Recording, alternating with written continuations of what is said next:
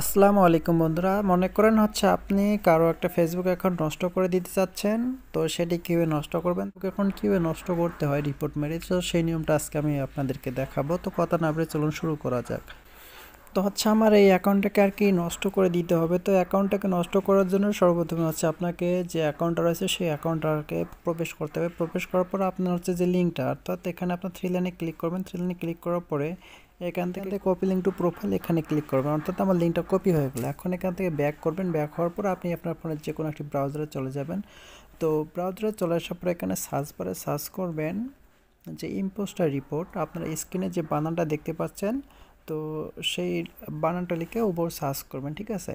তো সার্চ করার পরে এখানে সর্বপ্রথম যে ওয়েবসাইটটা আসবে, তো এখানে আপনারা প্রথমের ওয়েবসাইটে ক্লিক করবেন।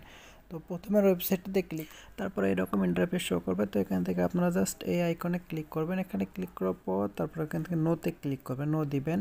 তারপর এখান থেকে প্রথম আইকনে ক্লিক করবেন, ইয়েসে দিবেন। তো তারপর এখানে ইয়োর ফুল নেম, অর্থাৎ আপনি যে আইডিটা নষ্ট করতে চাচ্ছেন সেই আইডিটার এখানে ফুল নাম দিবেন।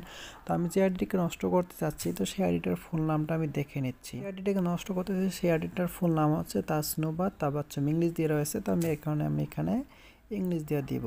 তো এখানে আমি দিব তাসনুবা তাবাচ্চুম। তো তাসনুবা তাবাচ্চুম দিলেন। তারপর এখান থেকে ইয়োর কন্ট্যাক্ট জিমেল, যে জিমেলের মাধ্যমে আপনার সঙ্গে যোগাযোগ করতে পারবে সেই জিমেলটা এখানে দিয়ে দিবেন, ঠিক আছে।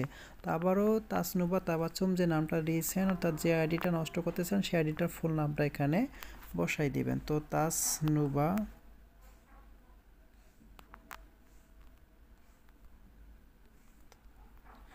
লিখে দিবেন। দেওয়ার পর তারপর এখান থেকে ওই যে আইডিটা নষ্ট করতে চাচ্ছেন সেই আইডিটার জিমেলটা যদি আপনারা জেনে থাকেন তাহলে সেখানে জিমেলটা বসাই দিবেন। যদি জিমেল জানা না থাকে তাহলে প্রয়োজন নাই, ওকে, ফাঁকা থাকবে। তারপর এখান থেকে চুজ ফাইলে ক্লিক করবেন। চুজ ফাইলে ক্লিক করার পর আপনার ওই আইডিতে যে জন্মসালটা দেওয়া রয়েছে, অর্থাৎ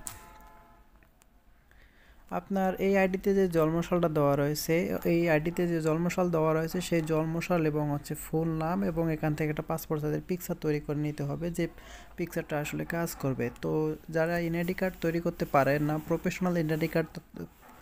যারা প্রফেশনাল এনআইডি কার্ড তৈরি করতে পারেন না, তারা আমার সঙ্গে অবশ্যই যোগাযোগ করবেন। আমি কম টাকায় ইনশাল্লাহ আমি আপনাদেরকে প্রফেশনাল এনআইডি কার্ড মেক করে দেব।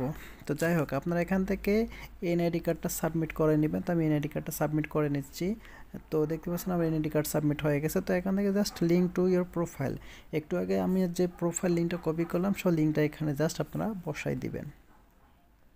তো লিঙ্কটা আমি বসাই দিলাম। বসাই দেওয়া হয়ে গেলে এখানে এডিশনাল সেটিংয়ে কি লিখতে হবে সেটা আমার এই ভিডিও ডেসক্রিপশন বক্সে দিয়ে রাখবো, আপনারা সেখান থেকে কপি করে নেবেন। কপি করে নিয়ে জাস্ট এখান থেকে বসাই দিবেন, ঠিক আছে।